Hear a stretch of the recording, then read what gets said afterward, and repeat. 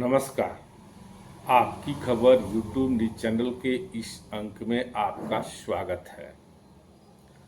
हरियाणा चुनाव के बाद झारखंड की राजनीति भी अचानक गर्म हो गई है, विशेषकर चुनाव को लेकर, जहां एक ओर हरियाणा चुनाव में भाजपा को मिली अप्रत्याशित जीत के बाद एनडीए खेमे में भारी उत्साह दिख रहा है, वहीं झारखंड की सियासत में इंडिया गठबंधन से जुड़ा प्रमुख दल झारखंड मुक्ति मोर्चा में की बेचैनी बढ़ गई है।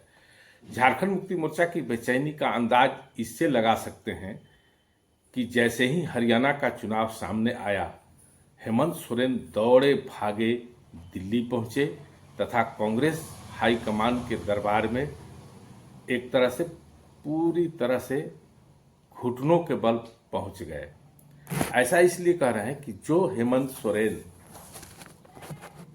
कांग्रेस से बात करने के लिए तैयार नहीं थे, दोनों के बीच नेतृत्व, मुख्यमंत्री की कुर्सी को लेकर जो रोटेशन में बात चली थी, जो दरार बढ़ गया था, जेएमएम पूरी तरह से कांग्रेस को झटकार दिया था तथा जेएमएम ने यहाँ तक धमकी देती थी कि झारखंड में वे लोग अकेले चुनाव लड़ सकते हैं और 50 से 55 सीट जीतकर सरकार बनाएंगे।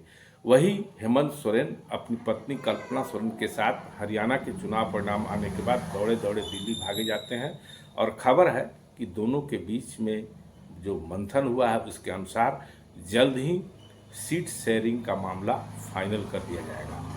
खैर, ये तो रही झारखंड की ताज़ा राजनीतिक हालात का सवाल। अभी हम पलामू प्रमंडल में भाजपा के उम्मीदवारों की चल रही अटकलबाजी के बीच जो सूत्रों से खबर मिल रही है, जो आपके लिए बहुत महत्वपूर्ण है, क्योंकि यह खबर लगभग पक्की है। सूत्रों का मानना है कि पलामू के 9 में से 7 चुनाव क्षेत्र पर उम्मीदवारों की सूची लगभग नहीं बल्कि कहें फाइनल हो चुकी है। यहाँ तक खबर है कि इन 7 भाजपा के संभावित उम्मीदवारों को यह पार्टी हाईकमान की ओर से कह दिया गया है कि आपका टिकट फाइनल है, आप जाइए, क्षेत्र में पूरी तरह से लग जाइए, किसी भी हालत में आपको चुनाव जीतना है।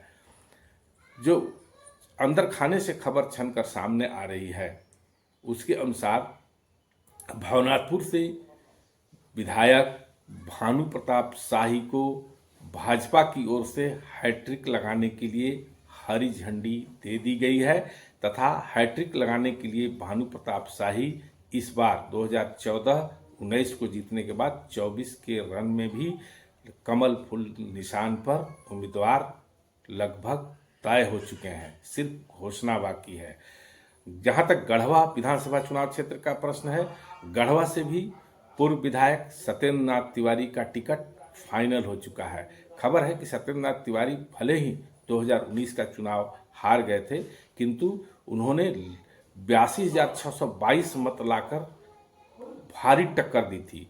उनके इस परफॉर्मेंस को देखते हुए तथा सर्वे के आधार पर उनका टिकट भी फाइनल हो चुका है। उन्हें भी कह दिया गया है कि आप जाएं और क्षेत्र में जाकर के अपनी तैयारी करें। जहां तक विश्रामपुर विधानसभा चुनाव क्षेत्र का प्रश्न है, जैसा कि मैं बताया कि पलामू के 9 में से 2 सीट विश्रामपुर तथा मनिका को लेकर के पार्टी अभी थोड़ी संशय में है।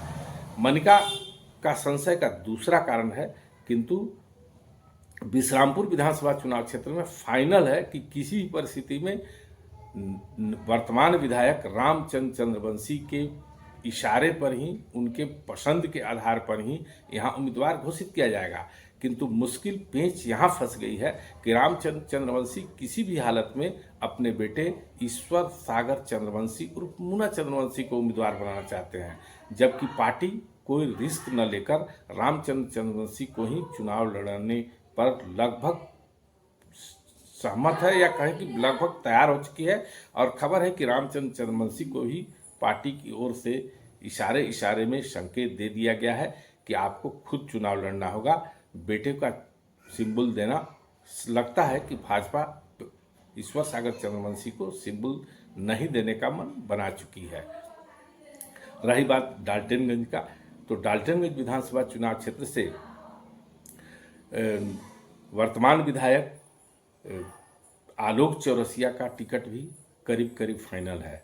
हालांकि वहां पर जो डाल्टनगंज की मेयर हैं अरुणा शंकर, उसके लिए जबरदस्त लॉबिंग चल रही है और यह माना जा रहा था कि अरुणा शंकर भी हो सकता है कि टिकट के दौड़ में कहीं आगे न बढ़ जाए, किंतु जो विभिन्न स्रोतों से बात सामने आ रही है, पार्टी हाईकमान ने अनिल चौरसिया को डाल्टनगंज विधानसभा चुनाव क्षेत्र से मैदान में उतारने की हरी झंडी दे दी है। रही बात मनिका का, तो जैसा कि मैं बताया, विश्रामपुर की ही तरह मनिका में हरे कृष्ण सिंह पूर्व विधायक वहाँ आगे चल रहे हैं, किंतु वहाँ 2-3 और नाम वहाँ पर चल रहा है। हालांकि सूत्रों का दावा है कि मनिका विधानसभा चुनाव, माफ कीजिएगा, मनिका विधानसभा चुनाव क्षेत्र से पूर्व विधायक हरे कृष्ण सिंह ही भारी पड़ रहे हैं और ज़्यादा संभावना है कि उन्हीं को वहाँ से उम्मीदवार घोषित किया जा सकता है। लातेहार में तस्वीर क्लियर है, पिक्चर क्लियर है, वहाँ से प्रकाश राम की उम्मीदवारी भाजपा की ओर से फाइनल हो चुका है, सिर्फ घोषणा बाकी है। रही बात पांकी का, तो पांकी विधानसभा चुनाव क्षेत्र से भी वर्तमान विधायक शशिभूषण मेहता का नाम फाइनल हो चुका है। उन्हें ही चुनाव मैदान में दोबारा उतारने के लिए पार्टी मन बना चुकी है। खबर है कि उन्हें भी कह दिया गया है कि आप जाएं और अपने क्षेत्र को देखें, अपनी चुनाव की तैयारी शुरू कर दें। इसी तरह से हुसैनाबाद से जो एनसीपी से भाजपा में पिछले ही दिनों शामिल हुए हैं, कमलेश सिंह का चुनाव मैदान में उतारने का पार्टी का डिसीजन निर्णय हो चुका है। थोड़ी पेच पाटन छतरपुर को लेकर भी है। छतरपुर विधानसभा चुनाव क्षेत्र में जो वर्तमान विधायक है उषा देवी, उनका टिकट कटने की कोई बहुत दूर दूर तक संभावना नहीं है। हालांकि वहाँ घूरन राम जैसे लोग भारी चुनौती दे रहे हैं भाजपा से टिकट के लिए, किंतु वहाँ की अभी तक जो खबर है कि वहाँ पेच फंसने का बड़ा कारण पार्टी यही डिसीजन नहीं ले पा रही है कि वह सीट जो जदयू सुधा चौधरी जो हैं, जो वहाँ की पूर्व विधायक रह चुकी हैं, सुधा चौधरी चाहती हैं कि किसी परिस्थिति में वे उन्हें पाटन छतरपुर से चुनाव लड़ाया जाए। इसके लिए वे नीतीश कुमार से 2 बार मिल चुकी हैं और पूरा एड़ी चोटी का जोड़ लगा रही है। और जैसा कि खबर है कि जदयू तथा भाजपा के साथ सीटों के तालमेल को लेकर झारखंड में जदयू 4 सीट मांग रही है, जबकि भाजपा 3 सीट से ज़्यादा देने को तैयार नहीं है। 2 सीट तमाड़ और जमशेदपुर फाइनल हो चुका है। रही बात तीसरा सीट का, जो भाजपा देना चाह रही है, किंतु चूंकि सिटिंग सीट है उषा, वहाँ के भाजपा के वर्तमान में विधायक है, इसलिए भाजपा भी उसे छोड़ने को तैयार नहीं है। किंतु अभी वहाँ सिर्फ इतना ही पेच फंसा है कि जदयू के दबाव को भाजपा मानकर जदयू को वह सीट छोड़ देती है, अन्यथा वहाँ भी सूत्र बता रहे हैं कि प्रत्याशियों की भले लंबी दौड़ है, किंतु वहाँ भी वर्तमान विधायक उषा देवी भारी पड़ रही हैं। इस तरह से पलामू प्रमंडल की राजनीति में पूरी तरह से इन दिनों भाजपा खेमे में प्रत्याशियों को लेकर तस्वीर करीब करीब साफ हो चुका है। यही कारण है कि भाजपा के जो भी संभावित प्रत्याशी हैं चुनाव मैदान में अभी से दिख रहे हैं, उनका चुनाव प्रचार अभियान अभी से शुरू हो चुका है। आज के इस अंक में बस इतना ही। हम पुनः अगले अंक में किसी दूसरे विषय को लेकर आपके बीच आएंगे। आपसे अनुरोध है कि आप हमारे चैनल को देखें, हमारे चैनल को लाइक करें। यदि अब तक आपने हमारे चैनल को शेयर नहीं किया है तो हमारे चैनल को शेयर करें तथा सब्सक्राइब जरूर करें। आज के इस अंक में बस इतना ही। नमस्कार।